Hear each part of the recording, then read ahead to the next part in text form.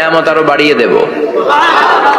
আর যদি প্রশংসা না করো তাহলে জেনে রাখো আমার শাস্তি বড় কড়া। আমি সব সময় ধরি না, ধরলে সারি না। এজন্য সবসময় প্রশংসা করতে হবে কার? বিপদে আপদে সুখে দুঃখে আল্লাহর প্রশংসা। অভিযোগ কমিয়ে দেন, দেখবেন সুখে থাকবেন। এইটা নাই, ওইটা নাই, এইটা পাই নাই, ওইটা পাই নাই, জীবনে এইটা হই নাই রে, ওইটা পাইলাম না রে, এরকম অভিযোগ করে দেদারসে অনেক এরকম লোক আছে না নাই? এরা অসুখী, এরা অসফল। সফল ব্যক্তিদের একটা গুণাবলী হচ্ছে এরা কমপ্লেইন করে কম, কমপ্লেইন করে কম, তারা শুকরিয়া করে বেশি। দে আর ভেরি গ্রেটফুল, তারা শুকরিয়া করে বেশি। এটা পাই নাই, ওইটা পাই নাই এগুলো বলবেন না, কারণ আপনি যেটা পাইয়া খুশি না, অনেকে এইটা পাওয়ার জন্য সংগ্রাম করে যাচ্ছে। আপনি এখন যেই জায়গাটাতে আছেন, এই জায়গাটাতে পৌঁছা অনেকের স্বপ্ন। আপনি এটা পেয়ে খুশি না, কিন্তু আপনার জায়গায় পৌঁছার জন্য অনেকে স্ট্রাগল করে যাচ্ছে, সংগ্রাম করে যাচ্ছে। আপনি যেই পজিশনে আছেন, শুধু এই পজিশনে আসাটাই অনেকের স্বপ্ন। তো শুকরিয়া করবেন না কেন? এজন্য সব সময় আমাদের বেশি বেশি শুকরিয়া করতে হবে কার? রব্বুল আলামিন বলেন, কুল লাউ কানাল বাহরু মিদাদান লিকালিমাতি রাব্বি লানাফিদাল বাহরু ক্বাবলা আন তানফাদা কালিমাতু রাব্বি ওয়ালাউ জিনা বিমিসলিহি মাদাদা। সাগরের জলকে কালি করে, গাছের পাতাকে খাতা করে, তোমার মহিমা লেখা শেষ হবে না, যদিও লিখি প্রভু জীবন ভরে। সাগরের জলকে কালি করে, গাছের পাতাকে খাতা করে, তোমার মহিমা লেখা শেষ হবে না, যদিও লিখি প্রভু জীবন ভরে। সাগরের জলকে কালি করে, চিল্লায় বলেন ঠিক কিনা? সব সাগর মহাসাগরের জল যদি কালি হয়ে যায়, কি উপমা দিলেন আল্লাহ? সব সাগরের পানি যদি কালি হয়ে যায়, সব গাছের পাতাও যদি খাতা হয়ে যায়, আর সাগরের জল নামক কালি দিয়ে গাছের পাতা নামক খাতার উপরে যদি আমি আল্লাহর প্রশংসা তোমরা লিখতে শুরু করে দাও, সাগরের জল শেষ হয়ে যাবে, গাছের সব পাতাগুলো ফুরিয়ে যাবে, আমি আল্লাহর প্রশংসা করে শেষ করা যাবে না। সুবহানাল্লাহ বাড়িতে যায় বলবেন। সাগরের জল, চারটিখানি কথা। কয়টা সাগর দেখছেন আপনি? কয়টা সাগর ঘুরছেন? প্রশান্ত মহাসাগর দেখছেন আপনি? আটলান্টিক মহাসাগর দেখেছি আমরা? দেখি নাই। প্রশান্ত মহাসাগরের সবচেয়ে গভীর জায়গার নাম মারিয়ানা ট্রেঞ্চ। প্রায় 36,000 ফিট ওইটা ডেপথ, গভীরতা। কয় হাজার ফিট গভীর? আপনার বাড়ির যে পুকুর কয় হাত গভীর? হ্যাঁ, 36,000 ফিট। কেন ইমাজিন, কল্পনা করতে পারেন? 36,000 ফিট গভীর এটা মারিয়ানা ট্রেঞ্চ, প্রশান্ত মহাসাগর। আর এই পৃথিবীর সবচেয়ে উঁচু যে পাহাড়টা, এটার নাম মাউন্ট এভারেস্ট। এটার উচ্চতা প্রায় অ্যাপ্রক্সিমেটলি রাউন্ড 29,000 ফিট। পাহাড়, পৃথিবীর সবচেয়ে উঁচু পর্বত শৃঙ্গ মাউন্ট এভারেস্ট 29,000 ফিট। আর পৃথিবীর সবচেয়ে গভীর সাগর, প্রশান্ত মহাসাগরের সবচেয়ে গভীর জায়গা মারিয়ানা ট্রেঞ্চ, ওইটা নাকি 36,000 ফিট। তাহলে ওই পাহাড়কে তুলে ধরে এনে প্রশান্ত মহাসাগরের সবচেয়ে গভীর জায়গা মারিয়ানা ট্রেঞ্চের উপর যদি ছেড়ে দেয়া হয়, পুরো পাহাড় ডুবে যাবে। সুবহানাল্লাহ নাই? পুরো পাহাড় ডুবে যাবে, উপরে পানি থেকে যাবে প্রায় 7,000 ফিট। আল্লাহু আকবার। এই পৃথিবীর দ্বিতীয় গভীরতম সাগরের নাম আটলান্টিক মহাসাগর। এই সাগরের সবচেয়ে গভীর জায়গার নাম হচ্ছে পুয়ের্তো রিকো। এই পুয়ের্তো রিকোর গভীরতা প্রায় 33,000 ফিট। কত? আর সবচেয়ে বড় পাহাড় 29,000 ফিট। তো এই সাগরেও যদি বড় পাহাড়টা, পৃথিবীর সবচেয়ে উঁচুতম পর্বত শৃঙ্গকে এনে ছেড়ে দেয়া হয়, পুরো পাহাড় পানিতে তলিয়ে তো যাবেই, এর উপরে আরো পানি থেকে যাবে 4,000 ফিট। সাগর, মহাসাগর, পানি বেশি না কম? জোরে বলেন। কি বিশাল আটলান্টিক মহাসাগর! লম্বায় তো অনেক বড়, আড়াআড়ি ভাবে এটারে ক্রস করে অনেক প্লেন।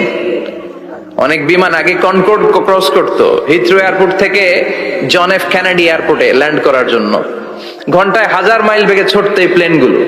তারপরেও আড়াআড়ি ভাবে, লম্বায় না, আড়াআড়ি ভাবে আটলান্টিক মহাসাগরকে ক্রস করতে 3-4 ঘন্টা লেগে যেত। প্লেন যদি ঘন্টায় চলে 1000 মাইল বেগে, আর আটলান্টিক মহাসাগরের পাশ যেটা প্রশস্ত, এটা ক্রস করতে যদি 3 ঘন্টা লাগে, তাহলে পাশে কয় হাজার কিলোমিটার? 3000 কিলোমিটার। সুবহানাল্লাহ কইবেন না? এত বিশাল বিশাল সাগর। সাগর কি, মহাসাগর কি এই দুইটা, যে প্রশান্ত আর আটলান্টিক? না, ভারত মহাসাগর, উত্তর মহাসাগর, দক্ষিণ মহাসাগর, বঙ্গোপসাগর, কৃষ্ণ সাগর, ভূমধ্য সাগর, লোহিত সাগর, চায়না সাগর, শত শত সাগরে ভরপুর মহাবিশ্ব। এই সব সাগরের পানি যদি কালি হয়ে যায়, কি হয়ে যায়? আর পৃথিবীতে যত গাছ আছে সব গাছের পাতা যদি খাতা হয়ে যায়, গাছ কয়টা আছে কুমিল্লায়? হ্যাঁ, অভাব নাই। তো কুমিল্লাতেই যদি অভাব নাই, তাহলে আফ্রিকার জঙ্গলের কি অবস্থা? কি পরিমাণে গাছ, বৃক্ষরাজি আল্লাহ তৈরি করেছেন। এই সব গাছের পাতা যদি এরকম খাতা হয়ে যায়, আর এই সাগরের জল নামক কালি দিয়ে যদি এই খাতায় আল্লাহর জিকির লিখতে শুরু করেন, প্রশংসা লিখতে শুরু করেন, গাছের পাতাও শেষ, সাগরের পানিও শেষ, শেষ হবে না আল্লাহর জিকির আর প্রশংসা করেন। আল্লাহু আকবার। এজন্য সব সময় প্রশংসা করতে হবে একজন সত্তার। তিনি কে? সে আল্লাহ বললেন, হুয়াল আউয়ালু ওয়াল আখিরু ওয়াল যাহিরু ওয়াল বাতিন ওয়া হুয়া বিকুল্লি শাইইন আলিম। আল্লাহ বললেন, আমার প্রশংসা করবি না কেন? আমি সবার প্রথমে, আমি সবার শেষে, আমি প্রকাশ্যে, আমি গোপনে। কার কথা? প্রথমে কে? জোরে বলেন।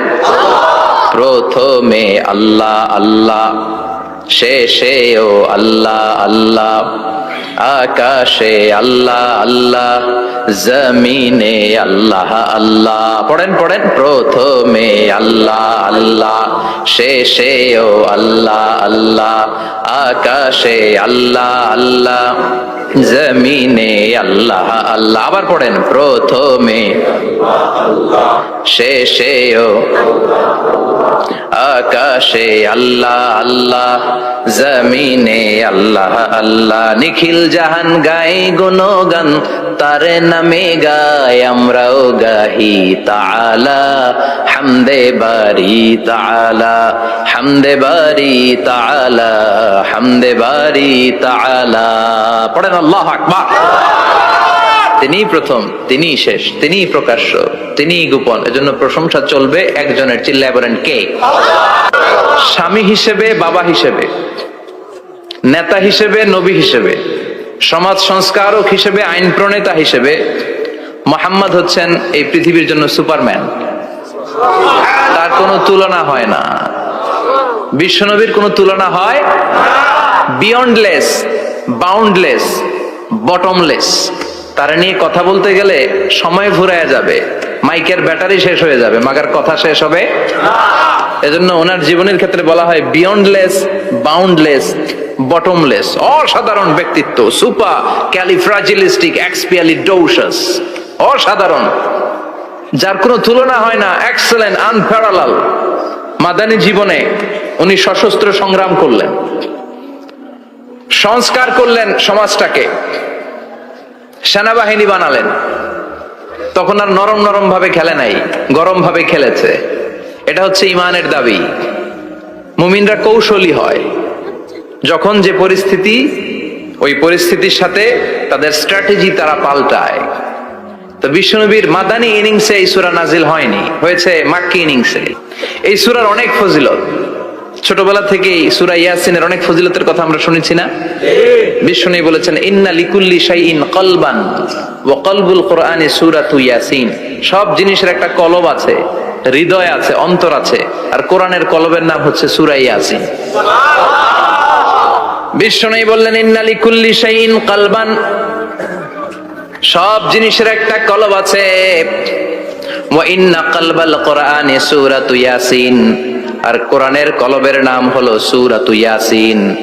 মান ক্বারাআ সূরাতা ইয়াসিন মাররা ওয়াহিদা, একবার সূরাতু ইয়াসিন তেলাওয়াত করলে 10 পারা কোরআন খতমের সওয়াব হয়ে যায়। বিষ্ণু বলতেন ইন্না ফিল জাসাদি মুদগা, দেহে একটা গোশতের টুকরা আছে, ইযা সালুহাত সালুহাল জাসাদু কুল্লু, এই দেহের গোশতের টুকরা যদি ভালো হয়ে যায় পুরো দেহটারে ভালো করে দেয় কে? আল্লাহ। এই দেহের গোশতের টুকরাটা যদি পচে যায় পুরো দেহটারে নষ্ট করে দেয় কে? বিশ্বনবী বললেন আলা ওয়াহিয়াল কলব, ওই টুকরাটার নাম হলো কলব। এজন্য আল্লাহ বললেন আলা বিযিক্রিল্লাহি তাতমাইন্নুল কুলুব, দুনিয়ার কোন জিনিস দিয়ে কলব ঠান্ডা হয় না, দুনিয়ার কোন জিনিস দিয়ে কলব পরিচ্ছন্ন হয় না, কলব শুধু পরিচ্ছন্ন হয় একটা জিনিস দিয়ে, লা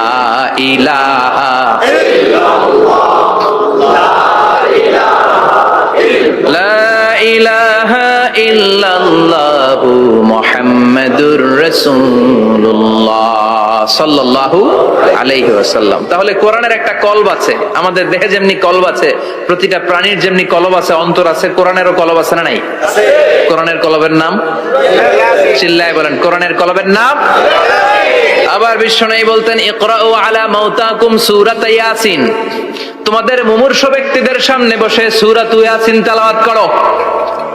রূহ চলে যাবে, মৃত্যুর একেবারে দ্বার প্রান্তে দাঁড়িয়ে এই মুহূর্তে তার পাশে বসে পড়তে আরম্ভ করেন ইয়াসিন ওয়াল কুরআনিল হাকীম ইন্নাকা লামিনাল মুরসালিনা আলা সিরাতিম মুস্তাকিম। ওই ব্যক্তির ঈমানের মৃত্যু দান করে দিবে কে? আল্লাহ। মৃত্যুর কষ্ট হালকা করে দিবে কে? আল্লাহ। আবার বিশ্বনবী বলতেন রাত্রিবেলা যে ব্যক্তি একবার সূরাত ইয়াসিন তেলাওয়াত করে ঘুমাতে যায়, সকালবেলা নিষ্পাপ অবস্থায় তারে ঘুম থেকে জাগাবে কে? আল্লাহ। তাহলে এই সূরার মর্যাদা কম কম না বেশি বেশি? কলবুল কোরআন, এটা কোরআনের কলব, একবার পড়লে 10 পড়ার সওয়াব। আবার মুমূর্ষ ব্যক্তির সামনে বসে সূরা ইয়াসিন তেলাওয়াত করতে বলা হয়েছে, তাহলে মৃত্যুর কষ্টরে হালকা করে দেয় কে? আল্লাহ। আবার রাত্রিবেলা সূরা ইয়াসিন তেলাওয়াত করলে সকালবেলায় নিষ্পাপ বানায় দেয় কে? আল্লাহ। মনে থাকবে? কোরআনের কলবের নাম কি? ভুলে যাবেন না তো? বেশি বেশি তেলাওয়াত করতে রাজি আছেন? সকাল সন্ধ্যা তেলাওয়াত করবেন তো? সূরা ইয়াসিন ছাড়াও এই সূরার অনেকগুলো নাম তাফসীর গ্রন্থে পাওয়া যায়। এই সূরার একটা নাম হচ্ছে সূরাতুল কাদিয়া, সূরাতুল তাকদি হাজাতা কারিহা। যে এই সূরা তেলাওয়াত করে ওই তেলাওয়াতকারীর যে হাজত আছে, প্রয়োজন আছে, এই সূরার বরকতে আল্লাহ তার প্রয়োজন পূরণ করে দেয়। আমাদের জীবনে প্রয়োজন আছে না নাই? কার কাছে চাইবো? বিপদে পড়লে কারে বলবো? আমরা বিপদে পড়লে প্রথমে শেয়ার দেই ফেসবুকে। কোথায় শেয়ার? আগে শেয়ার দিব কার কাছে? মনে থাকবে? বিপদে পড়লে ফেসবুকে শেয়ার দিব না, বন্ধুরে শেয়ার করব না, বউয়ের কাছেও পরে শেয়ার করব, আগে শেয়ার করব কার কাছে? মনে থাকবে? এজন্য বিশ্বনবী বলতেন এই সূরার নাম সূরাতুল কাদিয়া, মানুষের হাজত পূরণ করে দেয়। এই সূরা তেলাওয়াত করে যদি আপনি আল্লাহর কাছে কোনো বিপদ থেকে পানা চান অথবা কোনো প্রয়োজন নিয়ে দোয়া করেন, সূরার বরকতে প্রয়োজনটা পূর্ণ করে দেয় কে? আল্লাহ। কেউ যেটা পারে না পারে কে? আল্লাহ। কেউ যেটা দেয় না দেয় কে? আল্লাহ। কেউ যেটা শোনে না শোনে কে? আল্লাহ। তাহলে পেলাম সূরাতুল কাদিয়া। আরেকটা নাম আছে সূরার, সেটা হচ্ছে সূরাতুল আযীমা, সুমহান সূরা। কি সূরা? সুমহান, আযীমা। এই আযীম আর আযীমা এই শব্দ দুইটা অনেক দামি, আল্লাহ যে কোনো জায়গায় ব্যবহার করেন নাই। বিশ্বনবীর চরিত্রের উপমা দিতে যে আল্লাহ আযীম শব্দ বলেছেন, তাই না?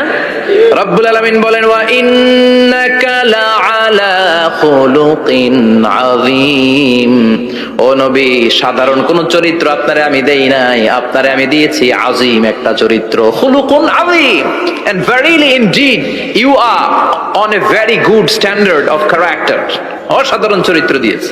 বিশ্বনবীর চরিত্র বুঝাতে যে আল্লাহ কি শব্দ ব্যবহার করেছেন? কথা বলে না, তাফসীর শিখে যেতে হবে। কোন শব্দ ব্যবহার করেছেন? আযীম। আবার আল্লাহ নিজের পরিচয় দিতে যে আযীম বলেছেন ওয়ালা ইয়াউদুহু হিফযুহুমা ওয়া হুয়াল